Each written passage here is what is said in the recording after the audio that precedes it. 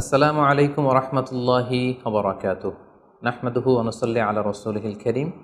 আম্মা বা'দু ফাআউযু বিল্লাহি মিনাশ শাইতানির রাজীম। বিসমিল্লাহির রহমানির রহিম। আদম আলাইহিস সালাম, তিনি হচ্ছেন আবুল বাশার, মানবমণ্ডলীর আদি পিতা। তিনি পৃথিবীর প্রথম মানুষ এবং প্রথম নবী। গোটা মানবমণ্ডলীর মধ্য থেকে আল্লাহ তাআলা আদম আলাইহিস সালামকে পৃথিবীর প্রথম মানুষ এবং প্রথম নবী হিসেবে বাছাই করেছেন। আর আমরা পৃথিবীতে যারা আছি আমরা সবাই হচ্ছি বানি আদম বা আদম আলাইহিসসালামের বংশধর। আল্লাহ তাআলা আদম আলাইহিসসালামকে সৃষ্টি করার অনেক আগে এই পৃথিবীতে প্রথমে জিন তৈরি করেছিলেন। আল্লাহ তাআলা ইরশাদ করছেন, ওয়াল জান্না খলাকনাহু মিন ক্বাবলু মিন নারিস সামুম। আর আমি মানবজাতি সৃষ্টির অনেক আগে প্রজ্বলিত আগুনের শাখা থেকে জিন জাতিকে তৈরি করেছি। আল্লাহ তাআলা যখন আদম আলাইহিসসালামকে সৃষ্টি করবেন বলে চিন্তা করলেন, আল্লাহ তাআলা সিদ্ধান্তটি ফেরেশতাদের সাথে শেয়ার করলেন। আল্লাহ তাআলা বললেন, ইন্নী জাআইলুন ফিল আরদি খলিফা। ওহে ফেরেশতারা, আমি পৃথিবীতে আমার রিপ্রেজেন্টেটিভ, আমার প্রতিনিধি হিসেবে মানুষ তৈরি করতে যাচ্ছি। যেহেতু জিন জাতিরা পৃথিবীতে আদম আলাইহিসসালামের আগেই অনেক রক্তপাত করেছিল, বিশৃঙ্খলা সৃষ্টি করেছিল, সেই অভিজ্ঞতার আলোকে সেই ডিসকাশনে আল্লাহ তাআলার সাথে ফেরেশতাদের ডিসকাশনে ফেরেশতারা তাদের মতামত পেশ করলেন। তারা বললেন তাদের অভিজ্ঞতার আলোকে, ক্বালু আতাজআলু ফিহা মান ইউফসিদু ফিহা ওয়া ইয়াসফিকুদ দিমা। অর্থাৎ, হে আল্লাহ, আপনি কি এমন কোনো জাতি তৈরি করবেন যারা পৃথিবীতে ফাসাদ সৃষ্টি করবে, ক্যাওস করবে, রক্তপাত করবে? নাহনু নুসাব্বিহু বিহামদিকা ওয়া নুকদ্দিসু লাক। আমরা তো আপনার তাসবিহ পড়ি, আপনার প্রশংসা করি, আমরাই তো ভালো, কেন আপনি আবার মানুষ বানাতে যাবেন? আল্লাহ তাআলা বললেন, ইন্নী আ'লামু মা লা তা'লামুন। যে হে ফেরেশতারা, আমি এমন কিছু জানি যেটা তোমরা জানো না। আল্লাহ তাআলার এই সিদ্ধান্তের কথা যখন তিনি ফেরেশতাদেরকে জানিয়ে দিলেন যে আমি মানুষ বানাতে যাচ্ছি, অতঃপর আল্লাহ তাআলা তার সিদ্ধান্ত অনুযায়ী তিনি মানুষ তৈরি করলেন। আদম আলাইহিস সালাম হচ্ছে পৃথিবীর সর্বপ্রথম মানব। তিনি আদম আলাইহিস সালামকে মাটি থেকে তৈরি করেছেন। এই ভূপৃষ্ঠের যত জায়গায় যত ধরনের মাটি আছে, সব মাটিগুলোকে সেখান থেকে কিছু কিছু অংশ নিয়ে আল্লাহ তাআলা আদম আলাইহিস সালামকে তৈরি করলেন। আল্লাহ তাআলা ইরশাদ করছেন, ইন্নী খালিকুম বাশারাম মিন তিন। নিশ্চয় আমি মানবজাতিকে মাটি থেকে তৈরি করেছি। এজন্য বলা হয়ে থাকে মাটির মানুষ, বা আদম হচ্ছে মাটির তৈরি। বেসিকলি আমরা সবাই আমাদের মা এবং বাবা থেকে তৈরি হয়েছি, তাদের স্পার্ম থেকে, ওভাম থেকে। যেহেতু মানুষের এই বীর্য বা স্পার্মটি আমাদের খাবার দাবারের একটা শক্তিরস বা নির্যাস, এবং আমাদের খাবার দাবার ফলমূল এগুলো আসে বেসিকলি মাটি থেকে, সেই দিকে ইঙ্গিত করে আমাদেরকে বলা হয় যে আমরাও হচ্ছি মাটির তৈরি। আদম আলাইহিস সালামকে আল্লাহ তাআলা সরাসরি মাটি থেকে তৈরি করলেন, এবং এই সৃষ্টি প্রক্রিয়ার 3টি ধাপ ছিল। প্রথমত আল্লাহ তাআলা মাটিগুলোকে এঁটেল মাটিতে রূপ দিলেন, যেটাকে কোরআন বলেছে তিনুন লাজিব। তারপর সেই এঁটেল মাটিতে আল্লাহ তাআলা বৃষ্টি বর্ষণ করলেন, ফলে সেটা হয়ে গেল হামাইম মাসনুন, মানে কাদামাটি। এরপর কাদামাটির সে দলা দিয়ে আল্লাহ তাআলা সেখানে হিট দিলেন, প্রচণ্ড তাপ দিলেন। তাপ দিয়ে সেই মাটির দলাটিকে তিনি বানালেন সলসলিন কাল ফখর, ঠনঠনে পোড়ামাটি। এবং সেই ঠনঠনে পোড়ামাটির যে কাঠামো, আল্লাহ তাআলা আদম আলাইহিস সালামের স্ট্রাকচার দিলেন, কাঠামো দিলেন, এবং সেই কাঠামোর ভেতরে আল্লাহ তাআলা রুহের ফুৎকার দিলেন। আল্লাহ বললেন, ফাইদা সাওয়াইতুহু ওয়া নাফাখতু ফীহি মির রূহি। যখন আমি আদমকে তৈরি করলাম, তখন then I breathed into him my spirit. আমি তার ভেতরে আমার রুহের ফুৎকার দিলাম। ফলে আদম আলাইহিস সালাম জীবিত মানুষ হিসেবে সর্বপ্রথম আবির্ভূত হল। আমরা যদি সহিহ বুখারীর দিকে তাকাই, তাহলে দেখব যে সহিহ বুখারীতে সাইয়েদনা আদম আলাইহিস সালামকে যখন আল্লাহ তাআলা তার আকৃতি দিয়েছেন, অবয়ব দিয়েছিলেন, তার হাইট কত ছিল, কত লম্বা তিনি ছিলেন, সে ব্যাপারে সহিহ বুখারীতে এসেছে, ওয়াকানা তুলহু সিত্তুনা যিরাআন, 60 বিঘত তিনি লম্বা ছিলেন। আমাদের হাতের এই কনুই থেকে আঙ্গুল পর্যন্ত এই জায়গাটিকে বলা হয় 1 বিঘত। সেই হিসেবে তিনি ছিলেন 60 বিঘত লম্বা, 60 কিউবিট। এবং সহিহ মুসলিমের একটি বর্ণনা থেকে আমরা জানতে পারি, জুমার দিন আল্লাহ তাআলা আদম আলাইহিস সালামকে তৈরি করেছিলেন।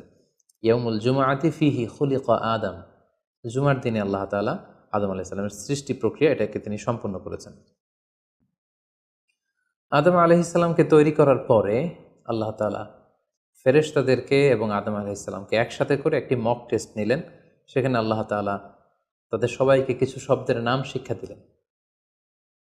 এবং আদম আলাইহিস সালামকে ফেরেশতাদের সামনে এনে ফেরেশতাদেরকে আল্লাহ তাআলা বললেন যে এগুলোর নাম যদি তোমরা আমাকে বলতে পারো তাহলে বলো। আল্লাহ তাআলা বললেন আম্বিউনি বিআসমাই হাউলাই ইন কুনতুম সাদিকিন।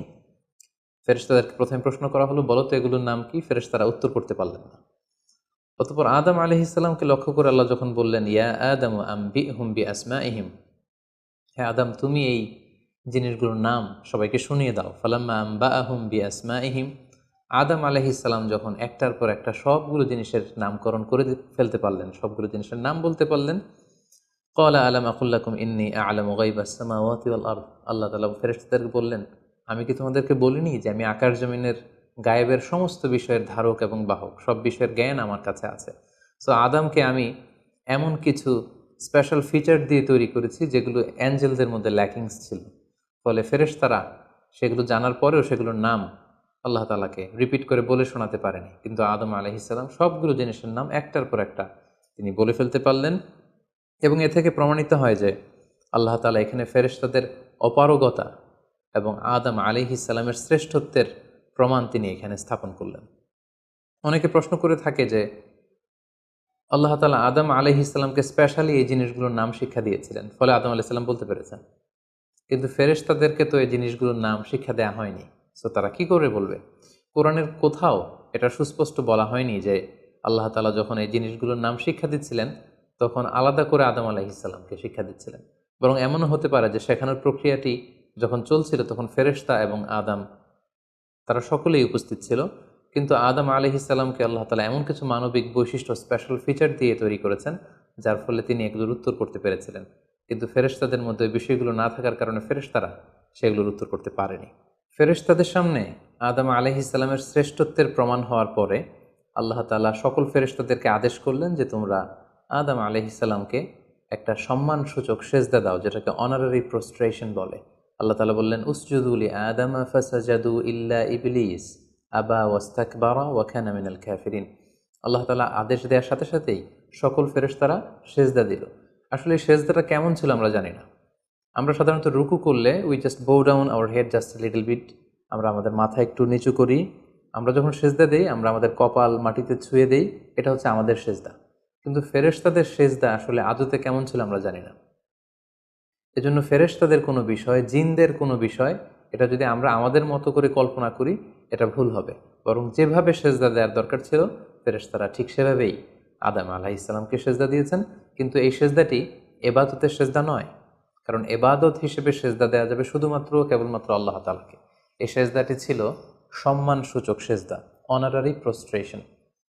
ফাসাজাদু ইল্লা ইবলিস, আল্লাহ তাআলা আদেশ দেওয়ার সাথে সাথে সকল ফেরেশতারা সেজদা দিল ইবলিস ছাড়া। আবা ওয়াস্তাকবারা ওয়া কানা মিনাল কাফিরিন, সে সেজদা দিতে অস্বীকৃতি জানালো, ফলে সে কাফিরদের অন্তর্ভুক্ত হয়ে গেল। এখন প্রশ্ন হচ্ছে হু ইজ দিস ইবলিস? ইবলিশকে? এতক্ষণ পর্যন্ত আমরা আল্লাহ তাআলার সাথে ফেরেশতাদের ডিসকাশন, শেয়ারিং শুনেছি। আদম আলাইহিস সালামকে হঠাৎ করে সৃষ্টি করলেন, কিন্তু নাও এ নিউ ক্যারেক্টার অ্যাপিয়ার্ড, নতুন একটি ক্যারেক্টার চলে এসেছে, সেটা হচ্ছে ইবলিস। ইবলিস হচ্ছে এক মহাজ্ঞানী সত্তা, যে হচ্ছে কানা মিনাল জিন। কোরআন আমাদেরকে কনফার্ম করেছে কানা মিনাল জিন্নি ফাফাসাকা আন আমরি রাব্বি। ইবলিস বা শয়তান বেসিকলি জিন জাতির অন্তর্গত। আমরা আমাদের আদম আলাইহিস সালামের আলোচনার শুরুতেই বলেছি যে আল্লাহ তাআলা মানব সৃষ্টির আগে এই পৃথিবীতে জিন তৈরি করেছিলেন। ইবলিস হচ্ছে সেই জিনের অন্তর্গত। সে এবাদতে এত বেশি পরিশ্রমী ছিল, সে বেশি বেশি আবাদত করতে করতে আল্লাহ তাআলার প্রিয় সত্তায়, প্রিয় ভাজনে পরিণত হয়েছে। ফলে আল্লাহ তাআলা তার স্ট্যাটাসকে অনেক হাই করে দিয়েছেন এবং ফেরেশতাদের সাথে থাকবার সুযোগ করে দিয়েছিলেন। তাকে আল্লাহ তাআলা এতটাই সম্মান দিয়েছিলেন, সে চাইলেই আল্লাহ তাআলার সাথে সরাসরি কথা বলতে পারত। কিন্তু আল্লাহ তাআলা যখন আদম আলাইহিস সালামকে সেজদা দেওয়ার আদেশ করলেন, সবাই সেজদা দিল ইবলিস ছাড়া। আল্লাহ তাআলা এ পর্যায়ে ইবলিসকে জিজ্ঞেস করলেন মা মানাআকা আল্লা তাসজুদা ইয আমারতুক, হে ইবলিস কিসে তোমাকে বাধা দিল সেজদা দিতে? কেন তুমি সেজদা দিলে না? সবাই যেখানে সেজদা দিল তুমি কেন সেজদা দিলে না? ইবলিস তখন উত্তরে বলল আনা খায়রুম মিনহু খলাকতানি মিন নার ওয়া খলাকতাহু মিন তিন। আমি আদমের চাইতে শ্রেষ্ঠ। সে আল্লাহর সাথে আর্গুমেন্ট দিতে শুরু করলো, লজিক দিতে শুরু করলো। সে যদি অন্তত এতটুকু বলতো যে আল্লাহ আপনি কেন আমাকে সেজদা দিতে বলছেন, আমি এটার সিগনিফিকেন্স, এটার কারণ জানতে চাই, অথবা আল্লাহ আমি ভুল করে ফেলেছি, আপনি আমাকে ক্ষমা করুন, এর কোনোটাই না করে সে আল্লাহর সাথে আর্গুমেন্ট দিতে লাগলো। আর্গুমেন্টেটিভ একটা অ্যাটিটিউড তার মধ্যে গ্রো করলো। সে বলল, খলাকতানি মিন নার ওয়া খলাকতাহু মিন তিন, আপনি আমাকে সৃষ্টি করেছেন আগুন থেকে, আদমকে সৃষ্টি করেছেন মাটি থেকে। আগুন হচ্ছে ঊর্ধ্বমুখী, আগুনের লেলিহান শিখা দাউ দাউ করে উপরের দিকে উঠতে থাকে, আর মাটির চাকা ঢিলা, ছেড়ে দিলে নিচে পড়ে যায়। সো ঊর্ধ্বমুখী কোনো জিনিস তো নিম্নমুখী কোনো জিনিসের কাছে নত হতে পারে না, আমি কেন সেজদা দেব? সে যখন আল্লাহ তাআলার কাছে এইভাবে যুক্তিতর্ক স্থাপন করলো, আল্লাহ তাআলা তার র্যাঙ্কিংকে নষ্ট করে দিলেন। আল্লাহ বললেন যে তুমি বিতাড়িত, অভিশপ্ত, লাঞ্ছিত এবং ধিক্কৃত। আল্লাহ তাআলা তার যে হাই র্যাঙ্ক এবং স্ট্যাটাস, সেই পদমর্যাদা, তাকে পদমর্যাদাচ্যুত করা হলো। ফলে সে তার আগের অবস্থানে আর থাকলো না। সে আল্লাহ তাআলাকে এবার বলতে আরম্ভ করলো, ক্বাল আনজিরনি ইলা ইয়াউমি ইউবআসুন, হে আল্লাহ, এত বছর আমি আবাদত করার পরে আপনার প্রিয় ভাজন হলাম, কিন্তু শুধু আদমকে সম্মানসূচক সেজদা প্রদর্শন না করার কারণে আপনি আমার স্ট্যাটাসকে নামিয়ে দিলেন, আপনি আমাকে ধিক্কৃত, অভিশপ্ত বলে ঘোষণা করলেন। তাহলে আমি আপনার কাছে একটা জিনিস চাই, সেটা হচ্ছে আনজিরনি ইলা ইয়াউমি ইউবআসুন, আপনি আমাকে কিয়ামত পর্যন্ত হায়াত দিন, যাতে আমি কিয়ামত পর্যন্ত বেঁচে থাকতে পারি। এবং সে শুধু আল্লাহর সাথে আর্গুমেন্ট দিয়েই ক্ষান্ত হয়নি, সে এ পর্যায়ে আল্লাহ তাআলাকে চ্যালেঞ্জ ছুড়ে দিল। বেসিকলি, যদিও ইবলিস এত এত ইবাদত করে আল্লাহ তাআলার প্রিয় হয়েছিল, ফেরেশতাদের পর্যায়ে চলে গিয়েছিল, আল্লাহ তাআলা তার সাথে ডিরেক্টলি কথা বলতো, কিন্তু ইবলিসের ভেতরে একটা সুপ্ত অহমিকা বোধ ছিল। আল্লাহ তাআলা চেয়েছেন এই ইনসিডেন্টের মধ্য দিয়ে সেই সুপ্ত অহমিকা বোধটা প্রকাশ করে দিতে। ইবলিস ভাবতো যে কেউ আমাকে ছাড়িয়ে যেতে পারবে না, আমি সবার চাইতে শ্রেষ্ঠ। সে বলেছিল, আনা খাইরুম মিনহু, আমি তার চেয়ে শ্রেষ্ঠ। তার ভেতরে যে সুপ্ত অহমিকা বোধ, এই যে অ্যারোগ্যান্স, এই যে ইগোইস্টিক সমস্যা, আল্লাহ তাআলা চেয়েছেন এই ঘটনার অবতারণা ঘটিয়ে ইবলিসের ভেতরকার এই অহমিকা বোধকে প্রকাশ করে দিতে, এবং সেটাই ঘটেছে। এবার সে আল্লাহ তাআলাকে চ্যালেঞ্জ দিয়ে বলল যে, আল্লাহ, আপনি আমাকে কিয়ামত পর্যন্ত হায়াত দিন, লা আকউদান্না লাহুম সিরাতাকাল মুস্তাকিম, আপনার এই আদম সন্তান, বনি আদমের যারা পৃথিবীতে আসবে, তারা কি করে জান্নাতে যায় সেটা আমি দেখে নেব। আমি সিরাতুল মুস্তাকিমের সামনে বসে থাকবো, যাতে করে তারা সরল সঠিক পথ পেতে না পারে, তারা যাতে সত্যের পথে থাকতে না পারে। আমি তাদেরকে সুম্মা লাআতিয়ান্নাহুম মিন বাইনি আইদিহিম ওয়া মিন খলফিহিম ওয়া আন আইমানিহিম ওয়া আন শামাইলিহিম, সামনে থেকে, পেছন থেকে, ডান দিক দিয়ে, বাঁ দিক দিয়ে, সব দিক দিয়ে আমি তাদেরকে কুমন্ত্রণা দিব, ধোঁকা দিব, টেম্পটেশন দিব, হুইসপারিং করব। ওয়ালা তাজিদু আকসারাহুম শাকিরিন, আপনি তাদেরকে শুকরগুজার কৃতজ্ঞ বান্দাদের অন্তর্ভুক্ত পাবেন না। আল্লাহ তাআলা বললেন, লামান তাবিআকা মিনহুম লাআমলাআন্না জাহান্নামা মিনকুম আজমাইন, তুমি আমাকে চ্যালেঞ্জ দিচ্ছ, ঠিক আছে, আমিও তোমার চ্যালেঞ্জ নিলাম, চ্যালেঞ্জ অ্যাকসেপ্টেড। তোমাকে এবং তোমাকে যারা ফলো করবে, ফলোয়ারদেরকে, তাদের সবাইকে দিয়ে আমি জাহান্নামকে পরিপূর্ণ করব। আল্লাহ তাআলা ইবলিসকে কিয়ামত পর্যন্ত হায়াত দিলেন, তার চ্যালেঞ্জ গ্রহণ করলেন, এবং ইবলিসও তার মিশন এবং ভিশন ফিক্স করে নিল যে যে আদমের কারণে আজকে আমি এতটা ধিক্কৃত, অভিশপ্ত, লাঞ্ছিত, সে আদমকে এবং সে আদমের সন্তানদেরকে, বনি আদমকে আমি জাহান্নামে ঢুকানোর আগ পর্যন্ত ক্ষান্ত হব না। এবং আল্লাহ রাসূল সাল্লাল্লাহু আলাইহি ওয়াসাল্লাম বললেন যে, ইন্না শাইতানা ইয়াজরি মিনাল ইনসানি মাজরাদ দাম, মানুষের রক্ত প্রবাহের সাথে ইবলিস মিশে যেতে পারে, সেখানে যে সে কুমন্ত্রণা দিতে পারে। সেই ঘটনার পর থেকে আল্লাহ তাআলার সৃষ্টির, দুইটি শক্তিশালী সৃষ্টির মধ্যে তৈরি হয়ে গেল চিরশত্রুতা, চিরবিদ্বেষ, চিরদ্বন্দ্ব, শয়তান আর বনি আদম। আদম আলাইহিস সালামকে যখন সেজদা করতে বলা হলো, সবাই সেজদা করলো, কিন্তু ইবলিস সেজদা করলো না। এই ঘটনার পর আদম আলাইহিস সালাম কেমন যেন একটু একাকিত্ব এবং অস্থিরতা ফিল করতে লাগলেন, লোনলিনেস, কারণ তার কোনো সাথী নেই, সঙ্গী নেই, প্রতিবেশী নেই, বন্ধু নেই, বান্ধব নেই, কেউ নেই। মানুষ হিসেবে তিনি কেবল একা, বড়ই একা। তার এই অস্থিরতা, তার এই একাকিত্ব, তার এই লোনলিনেসকে আল্লাহ তাআলা বুঝতে পেরে তার একজন সঙ্গিনী তৈরি করলেন। তিনি হচ্ছেন হাওয়া আলাইহিস সালাম, এই পৃথিবীর প্রথম মানবী। এবং আল্লাহ তাআলা বললেন, ওয়াজআলা মিনহা যাওজাহা লিয়াসকুনা ইলাইহা, আল্লাহ তাআলা তার থেকেই তার একজন সাথী, তার সঙ্গিনী তৈরি করলেন, যার সান্নিধ্যে যে স্থির হতে পারে, সে প্রশান্তি পেতে পারে। অন্যত্র আল্লাহ তাআলা বলছেন, খালাকা মিনহা যাওজাহা ওয়া বাসসা মিনহুমা রিজালান কাসীরা ওয়া নিসাআ। আল্লাহ তাআলা আদমের মধ্য থেকেই তার সাথীকে বা তার জোড়াকে অর্থাৎ হাওয়াকে তিনি তৈরি করলেন, এবং এই আদম আর হাওয়া থেকে গোটা বিশ্বের সকল মানব মণ্ডলীকে তিনি তৈরি করেছেন। আদম আলাইহিস সালামের কোন জায়গা থেকে হাওয়া আলাইহিস সালামকে তৈরি করা হয়েছে? সহিহ বুখারীতে এসেছে, খুলিকনা মিন তিলা, পাঁজরের হাড় থেকে। আদম আলাইহিস সালামের বাম পাঁজরের উপর দিকের বাঁকা হাড় থেকে আল্লাহ তাআলা হাওয়া আলাইহিস সালামকে তৈরি করেছেন। হাওয়া শব্দটি এসেছে আরবি শব্দ হাই থেকে। হাই মানে জীবিত, প্রাণবন্ত। যেহেতু জীবন্ত আদম থেকে ওনাকে সৃষ্টি করা হয়েছে, তাই তাকে হাওয়া বলা হয়। অথবা আদম আলাইহিস সালাম হাওয়া আলাইহিস সালামের সঙ্গ পেলেই তিনি উজ্জীবিত হয়ে ওঠেন, প্রাণোচ্ছল হয়ে ওঠেন, এজন্য ওনাকে হাওয়া বলা হয়।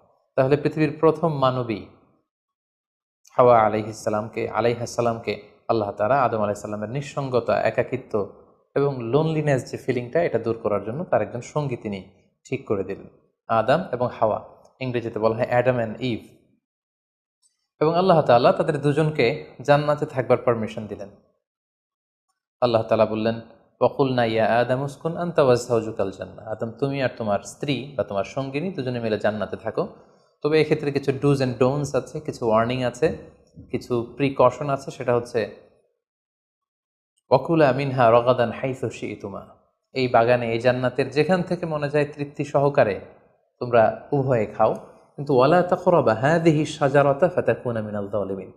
জান্নাতের যেখান থেকে মনে চায় তোমরা খেতে পারো, পান করতে পারো, ঘুরে বেড়াতে পারো, আনন্দ উৎসব করতে পারো, কিন্তু ওয়ালা তাকরাবা হাযিহি শাজারা, এই গাছের ফল খাবে না।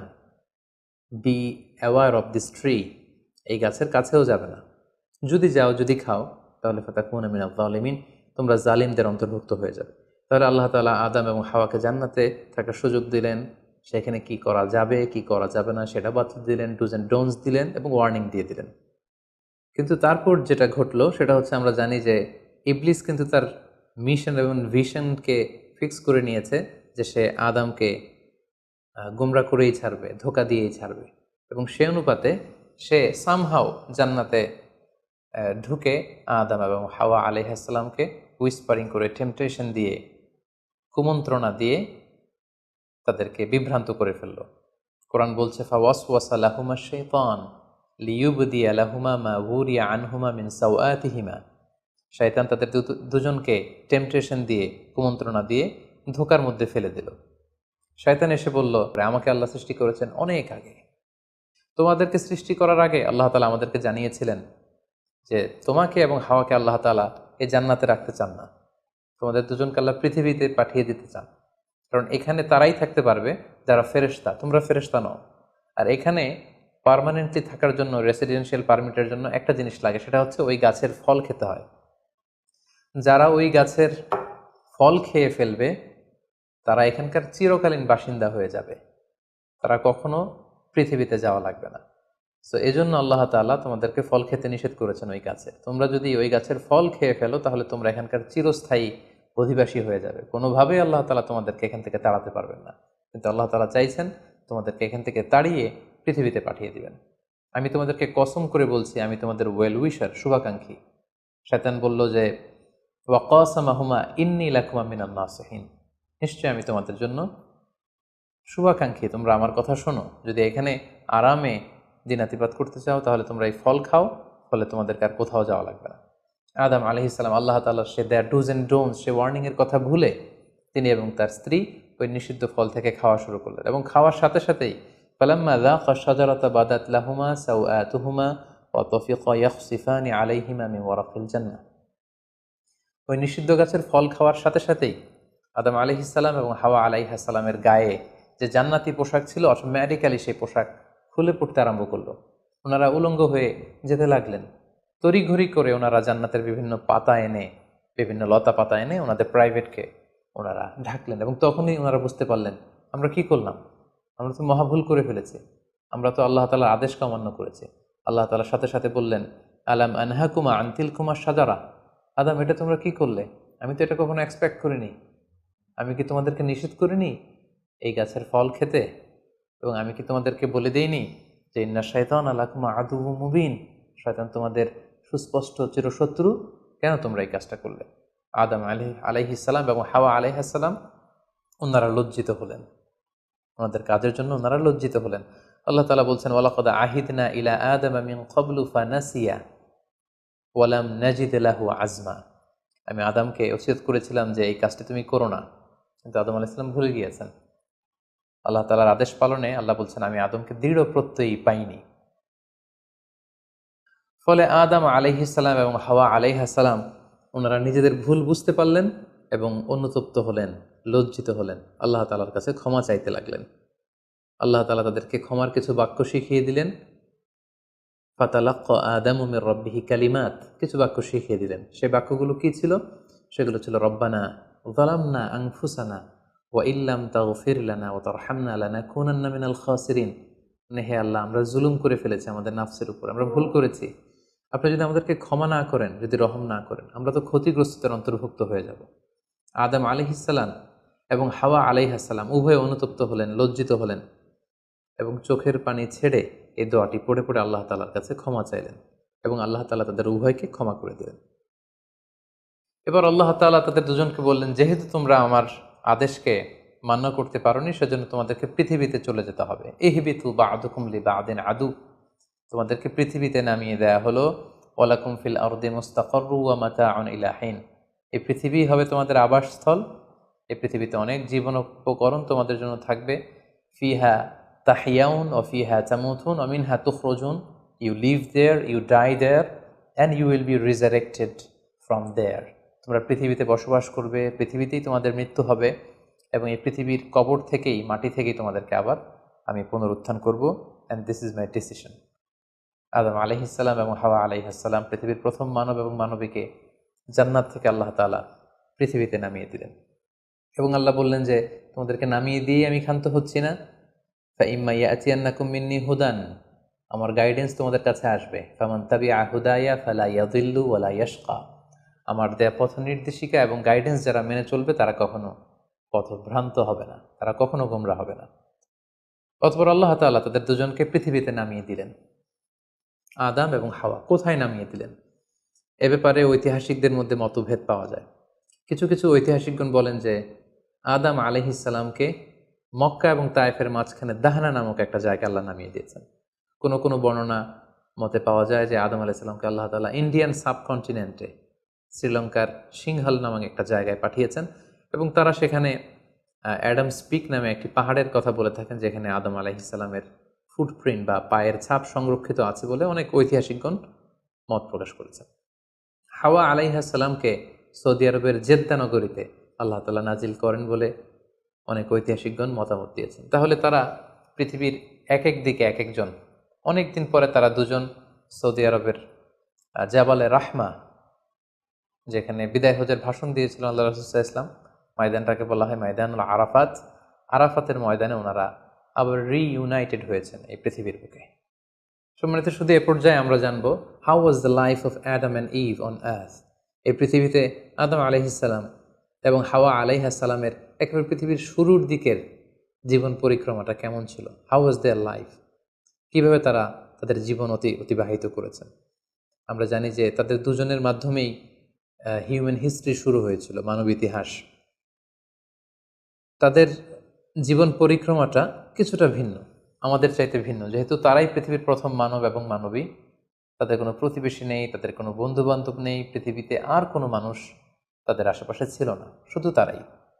তো সেক্ষেত্রে এক আল্লাহ তাআলার ইবাদত ছাড়া তাদের মৌলিক যে কাজটা ছিল সেটা ছিল পপুলেশন, কাল্টিভেশন অ্যান্ড কনস্ট্রাকশন।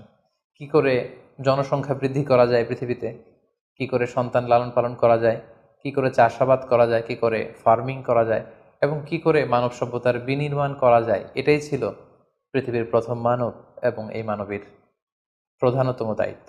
যেহেতু ওনারা যদি নতুন প্রজন্ম তৈরি না করেন, ওনারা যদি চাষাবাদ না করেন, ওনারা যদি সভ্যতা বিনির্মাণ না করেন, তাহলে পৃথিবীতে মানব সভ্যতা টিকে থাকবে না।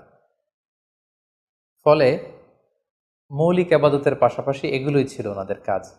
আল্লাহ তাআলা সব শিখিয়ে দিলেন কিভাবে গাছ রোপণ করতে হয়, কিভাবে চাষাবাদ করতে হয়, কিভাবে ছাগল গরু এগুলো লালন পালন করতে হয় এবং সেখান থেকে কিভাবে দুধ দহন করে নিজেদের খাবারের যোগান দিতে হয়, বেসিকলি আদম আলাহিসাল্লামের কাছে যে সহিফাগুলো নাজিল হয়েছিল সেখানে শরীয়তের মূলনীতির চাইতে কিভাবে পৃথিবী আবাদ করতে হবে এই বিষয়গুলোই বেশি স্থান পেয়েছিল। এক্ষেত্রে সবচেয়ে মজার ব্যাপার হচ্ছে আদম আলাইহিসসালামের এই জীবন পরিক্রমার সবচেয়ে গুরুত্বপূর্ণ একটি মজার বিষয় হচ্ছে যে কিছুদিন পরেই তাদের কুলকে আলোকিত করে, তাদের সংসারকে আলোকিত করে নতুন প্রজন্ম আসতে শুরু করলো। এবং আদম আলাইহিসসালাম এবং হাওয়া আলাইহিসসালামের মাধ্যমে যে সন্তানরা পৃথিবীতে আসতো তারা ছিল অলওয়েজ টুইন বেবি বা যমজ সন্তান হিসেবে আসতো। সর্বপ্রথম আল্লাহ তাআলা তাদেরকে একটি সন্তান, একটি ছেলে সন্তান এবং একটি মেয়ে সন্তান দিয়ে ধন্য করলেন এবং তারা তাদের নাম রাখলেন, ছেলেটির নাম রাখলেন কাবিল, মেয়েটির নাম রাখলেন আকলিমা। এবং তারপরের বছর আবারও হাওয়া আলাইহিসসালাম গর্ভবতী হয়ে সন্তান জন্ম দিলেন। সেক্ষেত্রেও একটি ছেলে একটি মেয়ে, কারণ এই ছেলে মেয়েদের বিয়ে দেওয়ার তখন পদ্ধতি ছিল এই বছর যেই ছেলে জন্মগ্রহণ করেছে সেই ছেলের সাথে পরের বছরের মেয়ের বিয়ে হতো, এবং এই বছর যে মেয়ে জন্মগ্রহণ করেছে তার সাথে পরের বছরের ছেলের সাথে এভাবে ক্রসিং সিস্টেমে বিয়ে হতো। যেহেতু পৃথিবীতে আর কোনো মানুষ তাদের আশেপাশে ছিল না, ফলে নিজেদের ভাই বোনদের মধ্যে বিয়ে হতো, তবে ওলটপালট করে। তো এর ফলে বাই ডিফল্ট আদম আলাইহিসসালামের ছেলে কাবিলের ভাগ্যে এসে জুটল তার পরের টার্নের যে বোন জন্মগ্রহণ করেছে হাবিলের সাথে, তার নাম ছিল লাবুদা। লাবুদার সাথে কাবিলের বিয়ে হবে এবং হাবিলের সাথে ইকলিমার বিয়ে হবে, এটাই ফিক্স করা হলো। কিন্তু এখানে একটি সমস্যা দেখা দিল, সেটি হচ্ছে ইকলিমা ছিল খুবই সুন্দরী, she was a very beautiful lady. ফলে কাবিল এটা মেনে নিতে পারেনি। সে প্রশ্ন উত্থাপন করলো যে কেন আমি লাবুদাকে বিয়ে করব? লাবুদা হচ্ছে কিছুটা শ্যামলা প্রকৃতির, আমি তাকে বিয়ে করব না, বরং আমার সাথে আমার যে বোন জন্মগ্রহণ করেছে সে ইকলিমাকে আমি বিয়ে করব। আদম আলাইহিসসালাম বললেন, না, এটা আল্লাহর দেয়া আদেশ। তোমার সাথে তোমার যে যমজ বোন জন্মগ্রহণ করেছে তাকে তুমি বিয়ে করতে পারবে না, বরং তোমার পরে হাবিল এবং লাবুদা যে জন্মগ্রহণ করেছে সে লাবুদা হবে তোমার স্ত্রী, এবং তোমার সাথে তোমার যে বোন আকলিমা জন্মগ্রহণ করেছে সে আকলিমা হবে হাবিলের স্ত্রী।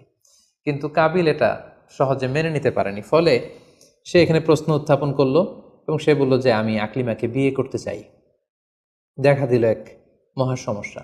তখন আল্লাহ তাআলা আদম আলাইহিসসালামকে জানিয়ে দিলেন, ঠিক আছে, হাবিল এবং কাবিলকে কোরবানি করতে বলো, যার কোরবানি কবুল হবে সেই আকলিমাকে পাবে। এবং তখন কোরবানির সিস্টেম ছিল কোরবানি করে চলে আসার পরে আকাশ থেকে আগুন এসে যেই কোরবানিকে ঝলসে দিত সেই কোরবানিটা আল্লাহ তাআলার কাছে কবুল হয়েছে বলে ধরে নেওয়া হতো।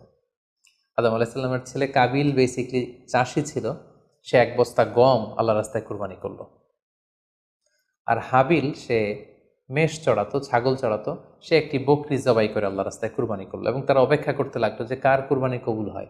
দেখা গেল আকাশ থেকে আগুন এসে হাবিলের বকরি বা ছাগলটাকে ঝলসে দিয়েছে, কিন্তু কোনো আগুন এসে কাবিলের গমের বস্তাকে বা গমের স্তূপকে ঝলসে দেয়নি। ফলে প্রমাণিত হলো যে হাবিলের কুরবানি আল্লাহ তাআলার দরবারে কবুল হয়েছে এবং আল্লাহ তাআলার দেয়া আগের বিধান অনুযায়ী হাবিলই আকলিমাকে বিয়ে করার সুযোগ পাবে। এই কথাটি আল্লাহ তাআলা খুব সুন্দর করে কোরআনুল কারীমে উল্লেখ করেছেন। আল্লাহ বলছেন, ফাতুকুব্বিলা মিন আহাদিহিমা ওয়া লাম ইউতাকাব্বাল মিনাল আখার। তাদের একজনের কোরবানি কবুল হলো, আরেকজনেরটি হলো না। ফলে হাবিল আকলিমাকে বিয়ে করার সুযোগ পেল। কিন্তু কাবিল এতে আরো প্রচণ্ড জেলাসি ফিল করতে লাগলো।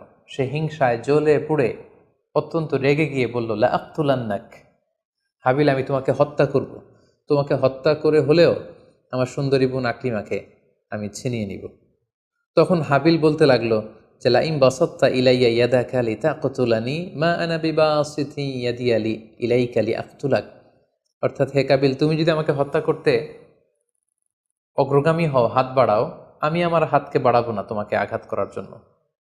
কারণ তুমি যদি আমাকে হত্যা করো তাহলে আমার পাপ, তোমার পাপ সবটাই তোমার ঘাড়ে বর্তাবে, আর আমি এত বড় পাপ কাজ কখনোই করতে চাই না। কাবিল এ কথাতেও ক্ষান্ত না হয়ে সে হত্যা করতে উদ্ধত হলো এবং সে তার কথা মতো তার ভাই হাবিলের উপর চড়াও হয়ে আক্রমণ করে তার আপন ভাই হাবিলকে সে হত্যা করে ফেলল। কোরআন বলল, ফাকাতালা ফাসবাহা মিনাল খাসিরিন।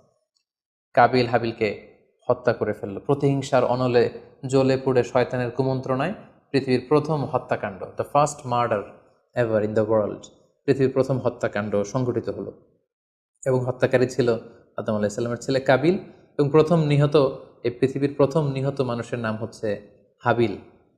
সহি বুখারিতে আল্লাহ রাসূল সাল্লাল্লাহু আলাইহি ওয়াসাল্লাম ইরশাদ করেছেন, আউয়ালুমান সান্নাল কতলা, কাবিল হচ্ছে ওই ব্যক্তি যে পৃথিবীতে সর্বপ্রথম হত্যার ট্র্যাডিশন চালু করেছে।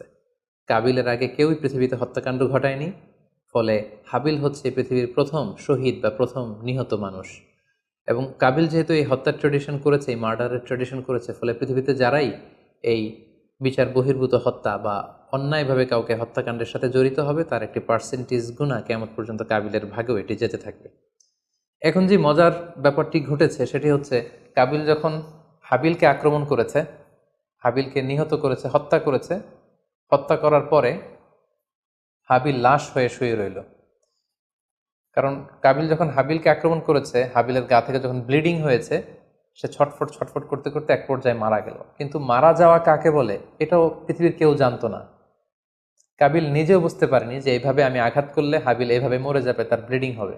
মৃত্যু কি এটা তারা জানে না, কারণ এই পর্যন্ত এই পৃথিবীতে কেউ তো মারা যায়নি। ফলে সে দেখলো যে কিছুক্ষণ আগে আমার ভাই হাবিল আমার সাথে কথা বলছিল, এখন হাবিল আর কথা বলে না, চুপ করে শুয়ে আছে, নড়ে না চড়ে না। কাবিল তার ভাইকে কাঁধে নিয়ে ঘুরতে লাগলো। কি করবে, সে কথা বলে না কেন? কারণ এটা যে মৃত্যু, দিস ইজ দ্য ডেথ, এটা তাদের জানা ছিল না। এবং তার ভাইয়ের লাশকে সে কি করবে সে নিজে বুঝতে পারছিল না। তখন হাবিলকে শিক্ষা দেওয়ার জন্য আল্লাহ তাআলা একটি কাককে পাঠালেন। ফাবাআসাল্লাহু গুরাবান ইয়াবহাসু ফিল আরদি লিউরিয়াহু কাইফা ইউয়ারি সাওআতা আখি। দুটি কাক এসে একটি কাক আর একটি কাককে হত্যা করলো, এবং হত্যাকারী কাকটি তার ঠোঁট দিয়ে তার পা দিয়ে মাটি খুঁড়ে গর্ত করে সেই গর্তের ভেতরে মৃত কাকটিকে ফেলে আবার মাটি দিয়ে ঢেকে ফেলল। এই দৃশ্যটি হাবিল দেখে বুঝতে পারলো যে আমাকেও আমার কাবিল দেখে বুঝতে পারলো আমাকেও একই কাজ করতে হবে। কাবিল তখন মাটি খুঁড়ে তার ভাই হাবিলকে মাটি চাপা দিয়ে পৃথিবীর প্রথম ফিউনারাল বা বারিফাইংয়ের যে সিস্টেম, কবর দেওয়ার যে প্রক্রিয়া, এটা তিনি সারলেন। আদম আলাইহিস সালাম তখন চলে গিয়েছিলেন মক্কায় কাবা নির্মাণের কাজে বা হজের কাজে। সেখান থেকে ফিরে এসে এই ঘটনা শুনে তিনি অত্যন্ত দুঃখ পেলেন। তিনি কাবিলকে ভর্ৎসনা করলেন এবং আদম আলাইহিস সালামের সন্তান সন্ততি সবাইকে ডেকে তিনি নাসিহত করলেন, এক আল্লাহর আদেশ মেনে নেওয়ার জন্য তিনি সবাইকে আহ্বান জানালেন। হাবিলের পরবর্তীতে আল্লাহ তাআলা এওয়াদান আন হাবিলের পরিবর্তে তিনি শীস আলাইহিস সালামকে আদম আলাইহিস সালামের ছেলে হিসেবে পৃথিবীতে দান করলেন। হাওয়া আলাইহিস সালামের কোল জুড়ে পৃথিবীতে আসলো শীস, এবং তার সাথে তার টুইন বোন হাজুরা পৃথিবীতে আসলো। এবং আদম আলাইহিস সালামের পরে শীস আলাইহিস সালামকে আল্লাহ তাআলা নবী হিসেবে সিলেক্ট করলেন। এবং সহিহ ইবনে হিব্বানের একটি বর্ণনা এসেছে, যদি বর্ণনাটি দুর্বল, যে শীস আলাইহিস সালামের কাছে আল্লাহ তাআলা 50টি সহিফা নাজিল করেছিলেন। দেখতে দেখতে আদম আলাইহিস সালাম তার জীবনের 1000 বছর পূর্ণ করলেন। তিনি বয়োবৃদ্ধ হয়ে আসলেন এবং তার এই নবুয়তির দায়িত্ব আল্লাহ তাআলা শীস আলাইহিস সালামের কাঁধে দেওয়ার পরে আদম আলাইহিস সালামের পৃথিবী থেকে বিদায় নিলেন। কোথায় তাকে কবর দেয়া হয়েছে? ঐতিহাসিকদের মধ্যে একাধিক মত পাওয়া যায়। কোনো কোনো বর্ণনা মতে ওনাকে মক্কাতে কবরস্থ করা হয়েছে, কোনো কোনো ঐতিহাসিক বর্ণনা মতে ওনাকে বাইতুল মাকদাসে কবরস্থ করা হয়েছে। আর ঠিক এভাবেই পৃথিবীর প্রথম মানব এবং প্রথম নবী আদম আলাইহিস সালাম এই পৃথিবী থেকে বিদায় নিয়ে পরপারে পাড়ি জমালেন। সম্মানিত শুধু আদম আলাইহিস সালামের এই জীবনী থেকে আমাদের জন্য কি শিক্ষা? কেন আল্লাহ তাআলা কালামুল্লাহ মাজিদে কোরআনুল কারীমে নবীদের ঘটনাগুলো বর্ণনা করেছেন? কেন আদম আলাইহিস সালামের ঘটনা আমাদেরকে শুনিয়েছেন? নিশ্চয়ই এর পেছনে কারণ রয়েছে। সেটি হচ্ছে আমরা যাতে করে এই জীবনী থেকে আমাদের প্রাত্যহিক জীবনের জন্য শিক্ষা, লেসন, এগুলো যাতে গ্রহণ করতে পারি। আদম আলাইহিস সালামের এই বর্ণাঢ্য জীবনী থেকে, সংগ্রামী জীবনী থেকে আমরা কি শিখতে পারি, কি কি লেসন আমাদের জন্য রয়েছে, এ পর্যায়ে আদম আলাইহিস সালামের জীবনী থেকে শিক্ষাগুলো আমরা আলোচনা করব। আদম আলাইহিস সালামের জীবনী থেকে প্রথম যে শিক্ষাটা আমরা পাই সেটা হচ্ছে সৃষ্টির জন্য অহংকার করা বা অ্যারোগেন্স এটা শোভা পায় না। অহংকার করা এটা হচ্ছে স্রষ্টার বৈশিষ্ট্য। কোনো সৃষ্টি কখনো অহংকার করতে পারে না। আল্লাহ তাআলা বলেছেন হাদিসে কুদসিতে, আল কিবরিয়া উরিদা ই, অহংকার হচ্ছে আমার চাদর, এজন্য যে অহংকার করবে ওকে আমি জাহান্নামে নিক্ষেপ করব। কিন্তু শয়তানের ক্ষেত্রে আমরা এই মিস্টেকটাই দেখেছি। সে অহংকারের ফাঁদে পা দিয়ে আল্লাহ তাআলার আদেশ অমান্য করেছে এবং সে ধিকৃত অভিশপ্ত একটা সত্তায় পরিণত হয়েছে। এবং সে বলেছে যে আনা খাইর মিনহু, আমি আদমের চাইতে শ্রেষ্ঠ। কোনো বিশ্বাসী, কোনো প্র্যাকটিসিং মুসলিম কখনো নিজেকে বড় মনে করতে পারে না। ইসলাম আমাদেরকে এটা শেখায় না। নিজেকে বড় মনে করা এটা হচ্ছে শয়তানের স্বভাব, যেটা আমরা আদম আলাইসাল্লাম এবং শয়তানের যে ঘটনা ইনসিডেন্ট সেখান থেকে আমরা জানতে পারলাম। নিজেকে বড় মনে করা এটা শয়তানের অ্যাটিটিউড। বিশ্বাসীরা কখনো নিজেকে বড় মনে করে না, তারা কখনো অ্যারোগ্যান্ট অ্যাটিটিউডের হতে পারে না। কারণ আল্লাহ রাসূল সাল্লাল্লাহু আলাইহি ওয়াসাল্লাম আমাদেরকে শিখিয়েছেন, আল্লাহুম্মা জাআল ফি আইনি সাগীরা ওয়া ফি আ'ইউনিন নাসি কাবীরা, হে আল্লাহ আপনি আমার চোখে আমাকে ছোট বানান, মানুষের চোখে আপনি আমাকে বড় বানান। আপনি নিজেকে কখনো বড় বলে উপস্থাপন করতে পারবেন না। আপনি বড় এটা আপনার মুখে বলা শোভা পায় না, বরং আপনি বড় কিনা ছোট এটা মানুষ প্রমাণ করবে, সেটা মানুষ ডিসাইড করবে। এজন্য আল্লাহ রাসূল সাল্লাল্লাহু আলাইহি ওয়াসাল্লাম বলতেন, হে আল্লাহ আমার চোখে আপনি আমাকে ছোট বানান, মানুষের চোখে আপনি আমাকে বড় বানান। তাহলে আদম আলাইহিস সালাম এবং ইবলিসের এই ঘটনা থেকে আমরা প্রথম যে শিক্ষাটা পাই সেটা হচ্ছে আমরা যেন কখনো আমাদের অন্তরে অহমিকা বোধ লালন না করি, আমরা যেন এই ইগোইস্টিক সমস্যাতে না ভুগি, আমরা কখনো যেন অহংকারী না হই, বরং আমরা যেন বিনয়ী হতে পারি। বিনয়ী বান্দাদেরকে আল্লাহ তাআলা পছন্দ করেন। নিজেকে বড় মনে করা এটা হচ্ছে শয়তানের স্বভাব, এবং সে নিজেকে বড় মনে করেই চির অভিশপ্ত হিসেবে চিহ্নিত হয়েছে। আদম আলাইহিস সালামের ঘটনা থেকে আরও একটি শিক্ষা আমরা যেটি পাই সেটি হচ্ছে শয়তানের প্রথম মিশন ছিল মানুষের দেহ থেকে পোশাক খুলে ফেলা। আই রিপিট, আমি আবারও বলছি, মানুষের দেহ থেকে পোশাক খুলে ফেলা, নগ্নতা বা অশ্লীলতা, এটা হচ্ছে শয়তানের প্রধান হাতিয়ার। আমরা এই ঘটনা থেকে জেনেছি যে আদম আলাইহিসসালাম এবং হাওয়া আলাইহিসসালাম তারা যখন ওই নিষিদ্ধ গাছ থেকে ভক্ষণ করলেন, তারা যখন নিষিদ্ধ ফলটি খেয়ে ফেলেন, সাথে সাথে জান্নাতের পোশাক তাদের দেহ থেকে খুলে পড়ে গিয়েছে। এবং কেন আদম আলাইহিসসালাম এবং হাওয়া আলাইহিসসালামকে শয়তান ওয়াসওয়াসা দিয়েছিল? সূরা আরাফে আল্লাহ বলছেন, লিউরিয়াহুমা সাওআতিহিমা, যাতে করে তাদের প্রাইভেট, তাদের লজ্জাস্থান প্রকাশিত হয়ে পড়ে। তাহলে আমরা এই ঘটনা থেকে আরও যে শিক্ষাটি পাই সেটি হচ্ছে নগ্নতা এবং অশ্লীলতা হচ্ছে শয়তানের প্রধান হাতিয়ার। বর্তমানে আমরা সেটাই দেখতে পাচ্ছি যে শয়তান আমাদের পোশাককে খাটো করতে চাচ্ছে। দিনকে দিন আমাদের পোশাকের ধরন এমন হতে যাচ্ছে, বিশেষ করে আমাদের বোনদের বা নারীদের পোশাকের দিকে যদি আমরা তাকাই, এটা ছোট হতে হতে এমন একটা পর্যায়ে চলে যাচ্ছে, এর মাধ্যমে কিন্তু এই নিউডিটি বা নগ্নতা এবং অশ্লীলতার ছড়াছড়ি আমাদের সমাজে খুব বেড়ে গিয়েছে। এবং এটা ছিল শয়তানের প্রধান হাতিয়ার। আমাদের আদি পিতা এবং আদি মাতাকে এই নগ্নতা এবং অশ্লীলতার মাধ্যমেই, তাদের দেহ থেকে পোশাক খোলার মাধ্যমে কিন্তু শয়তান প্রথম তার শত্রুতা প্রকাশ করতে পেরেছিল। এবং কারা আসলে আমাদের শত্রু, কে আমার শত্রু কে আমার বন্ধু, এটা আমাদেরকে জানতে হবে। আল্লাহ তাআলা খুব সুস্পষ্টভাবে কোরআনে বলেছেন যে ইন্নাহু লাকুম আদু মুবিন, তোমরা শয়তানের পদাঙ্ক অনুসরণ করো না, কারণ শয়তান হচ্ছে তোমাদের সুস্পষ্ট শত্রু। সো কে আমার বন্ধু কে আমার শত্রু, এ ব্যাপারে যেন আমরা সুস্পষ্ট একটি ধারণা পেতে পারি, এই জন্য কোরআন আমাদেরকে জানিয়েছে শয়তান হচ্ছে আমাদের প্রকাশ্য শত্রু। আদম আলাইহিস সালামের এই স্টোরি থেকে আমরা আরও একটি শিক্ষা পাই, সেটা হচ্ছে আল্লাহ তাআলা যখন জান্নাতে আদম এবং হাওয়া আলাইহিস সালামকে থাকার সুযোগ দিলেন, আল্লাহ বললেন ওয়ালা তাকরাবা হাযিহি শাজারা, খবরদার যেটা মনে চায় খাও, কিন্তু ওই গাছের কাছেও যেও না। আল্লাহ তাআলা কিন্তু বলেননি ওই গাছের ফল খেও না, আল্লাহ বলেছেন কাছেও যেও না। এটা একটা কোরআনিক টার্ম, কাছেও যাওয়া যাবে না। ফল খাওয়া তো দূর কি বাত, ওই গাছের ফল খাওয়া তো অনেক পরের কথা, আগে কাছে গেলেই না ফল খাওয়া না খাওয়ার প্রসঙ্গটা আসে। এজন্য আল্লাহ তাআলা সাবধান করে বলে দিয়েছিলেন কাছেও যেও না। এটা কোরআনের একটা টার্ম। অশ্লীলতার ব্যাপারে যখন আল্লাহ আমাদেরকে সাবধান করেছেন, আল্লাহ বলেছেন ওয়ালা তাকরাবুজ জিনা, অশ্লীলতার কাছেও যেও না। যেখানে আল্লাহ তাআলা আমাদেরকে শিখাচ্ছেন যে কাছেও যেও না, কিন্তু আমরা আমাদের দেশে কাছে আসার গল্পের নাম কিন্তু এখন শুনছি। আমরা মোস্ট রিসেন্টলি কিছু বছর আগে ক্লোজ আপ ওয়ানের কাছে আসার দুর্দান্ত সব গল্প নিয়ে তারা কিছু প্রোগ্রাম করেছিলেন। সেখানে তরুণ তরুণীদেরকে খুব বেশি কাছে আসার জন্য তারা একে অপরের কাছে আসা, লাভ স্টোরিগুলো শেয়ার করা, এগুলো তারা প্রমোট করেছে।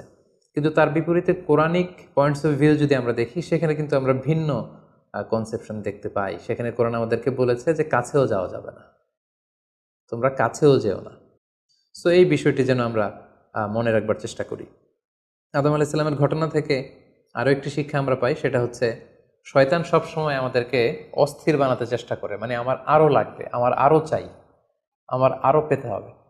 যেমন জান্নাতে নিঃসন্দেহে আদম এবং হাওয়া আলাইহিস সালামের জন্য কোনো অভাব ছিল না, সব কিছু সেখানে ছিল।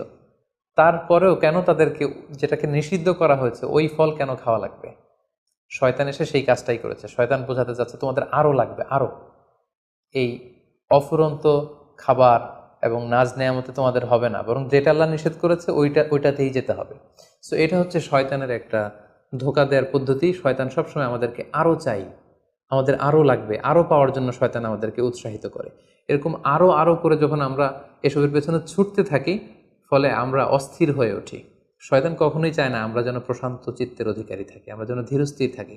আপনি যখনই ধীরস্থির হবেন, আল্লাহর সিদ্ধান্তে যখন আপনি সন্তুষ্ট হবেন, তখনই আপনি আপনার মনে একটা প্রশান্তি চলে আসবে। ফলে আপনি তখন আল্লাহকে নিয়ে ভাবার সুযোগ পাবেন, আপনার জীবনকে নিয়ে সন্তুষ্ট হবেন। তখন আপনার মধ্যে একটা কামনেস, একটা ট্রাঙ্কুইলিটি চলে আসবে। কখনোই শয়তান এটা চায় না, বরং শয়তান সবসময় একটা প্রতিযোগিতার মধ্যে রেখে আরও লাগবে, আরও চাই, এরকম একটা উন্মাদনা, অস্থিরতা শয়তান সবসময় আমাদের কাছে, আমাদের মধ্যে ছড়িয়ে দিতে চায়। এই গল্প থেকে আমরা আরও একটি জিনিস শিখতে পারি, সেটা হচ্ছে দ্য পাওয়ার অফ দোয়া। দোয়ার যে কত বড় শক্তি। একটু খেয়াল করে দেখুন যে আল্লাহ তাআলা শয়তানের দোয়াও কিন্তু ফিরিয়ে দেয়নি, কিন্তু আমরা অল্পতে নিরাশ হয়ে যাই। শয়তান বলেছিল, আল্লাহ তুমি আমাকে চিরকাল বেঁচে থাকার সুযোগ দাও, লম্বা হায়াত দাও। আল্লাহ এই দোয়া কবুল করলেন। শয়তান বললেন, আল্লাহ আমি ডানে বায়ে সামনে পেছনে সব দিক থেকে যেন আদম এবং হাওয়াকে, মানুষকে কুমন্ত্রণা দিতে পারি, তুমি সুযোগ দাও। আল্লাহ সুযোগ দিলেন, আল্লাহ দোয়া কবুল করলেন। শয়তান বলল, আল্লাহ আমি যেন মানুষের শিরায় উপশিরায় রক্তের প্রবাহের ভেতরে ঢুকে যেন আমি টেম্পটেশন দিতে পারি। আল্লাহ তালা এটাও কবুল করলেন।